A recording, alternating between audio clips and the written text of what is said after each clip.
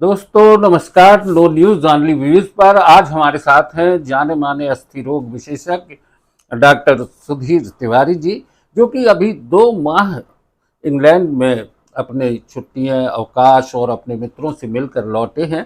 हम उनसे जानना चाहेंगे भारत की दुनिया के अन्य देशों की तुलना में अभी स्थिति क्या लगती है आपको। देखिए, स्थिति तो सोचनी है, चिंतनीय है। और आने वाला समय जैसा दिख रहा है उस हिसाब से काफ़ी संकटपूर्ण लगता है मुझे। तो इस दिशा में सोचना चाहिए हम सभी को। अभी हमारे प्रधानमंत्री जी ने बहुत सारे त्याग की बातें की हैं। हम्म। सोना 1 साल तक ना खरीदें, खाने के तेल का उपयोग कम करें, हम्म। विदेश यात्राएं कम करें, बहुत सारी बातें की हैं। देखिए, हिंदी में एक मुहावरा है, पर उपदेश कुशल बहु तेरे। दूसरों को उपदेश देने के पहले खुद को आचरण करना पड़ता है। जब व्यक्ति के पास आचरण होता है तभी आम जनता वो बात मानती है।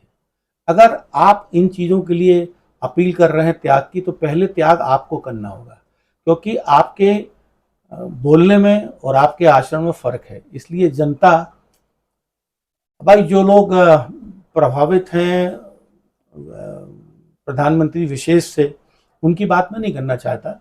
मगर अगर एक व्यक्ति बहुत निष्पक्ष होकर सोचता है तो वह सोचता है कि भाई वह व्यक्ति यह अपील कर रहा है जो खुद वह बात को नहीं मानता। और ये आज का दिन नहीं है, शुरुआती दिनों से ही मैं देख रहा हूँ कि बात स्वदेशी की होती है और उपयोग विदेशी होता है। मैं विदेश जाता रहता हूँ, अभी फिर विदेश गया था। वहाँ पे ऐसा नहीं है, ऑनेस्टी है, ईमानदारी है। लोग, ईमानदार आदमी जो बोलता है वो करता है, उस पर आचरण करता है। और हमारे देश में यह चीज़ लुप्त हो रही है और पहले से ही कमी है इस बात की। एक बड़ा मुद्दा जलता हुआ एक मुद्दा और सामने आया, चूंकि आप मेडिकल पेशे से जुड़े भी हैं और लगातार देखते हैं। नीट का जो मामला आया, इससे जो पेपर लीक हुआ, तो स्टूडेंट्स के भीतर क्या कुछ गुजर जाता है। देखिए, बड़ा बहुत ये तो अपराध है, बहुत बड़ा अपराध है। आपको मालूम है एक डॉक्टर को कितनी मेहनत करना पड़ती है पढ़ाई करने के लिए। और ये नीट की परीक्षाएं आदमी व्यक्ति पढ़ के जाता है और उसको पता लगता है कि पेपर लीक हो गया। उसकी पूरी मेहनत, वो जो रात भर जाग जाग कर पढ़ता है, कोचिंग लेता है, ट्यूशन करता है। बहुत दुर्भाग्यपूर्ण स्थितियां हैं इस देश में। लोग अपने अधिकारों के प्रति सचेत नहीं हैं, जो जिम्मेदार हैं वो अपनी जिम्मेवारियों का निर्वाह नहीं कर रहे हैं। अराजकता मची हुई है और इस अराजकता जब तक ये दूर नहीं होगी, इस देश का भविष्य सुरक्षित हाथों में नहीं है। तो दोस्तों ये एक मुद्दा है, विदेश से आए हैं डॉक्टर सुधीर तिवारी, और एक निश्चित तौर पर एक दर्द है कि हमारे देश में वो नैतिक चरित्र कहीं खो गया है। वो एक व्यक्ति जिसकी आवाज़ पे पूरा देश खड़ा हो सकता है, वो आवाज़ कहीं गुम गई है। डॉक्टर साहब, जिस तरीके से देखा जाए, आज़ादी का आंदोलन तो अपन ने देखा नहीं, क्योंकि हम उस पीढ़ी से हैं जिसने आज़ादी देखी है, लेकिन वो संघर्ष नहीं देखे, पर वो किस्से सुने हैं।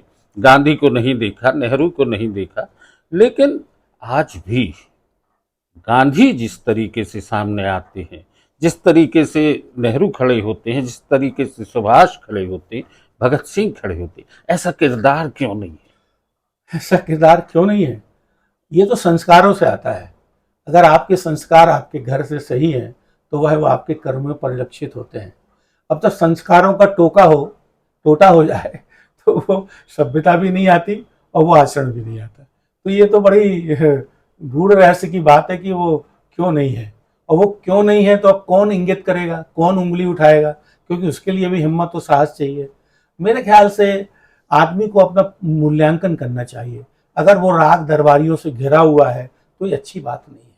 उसको पढ़ना चाहिए कि सोशल मीडिया में लोग क्या लिख रहे हैं, क्या चिंतन है। बात सिर्फ अपने अनुसार अपनी मीडिया को चलाने की है तो वो अच्छी बात नहीं है। एक निष्पक्ष मूल्यांकन होना चाहिए, देश हित में, समाज हित में और इवन व्यक्ति के हित में। तो दोस्तों ये एक बड़ी निष्पक्ष सी बात है कि राग दरबारी से घिरी है वो सियासत, वो कहाँ कुछ सोच पाती है, सिर्फ अपने गुणगान में लगी है। बहरहाल देश की स्थितियां आपके हाथों में हैं, आने वाले कल के हाथ में है। इस देश का युवा जब समझेगा तो निश्चित है उनके कहने से भले न बदले, पर आपके करने से देश बदलेगा। नो न्यूज ऑनली व्यूज पर आज बस इतना ही। डॉक्टर सुधीर तिवारी जी, आपने चर्चा की, बहुत बहुत धन्यवाद।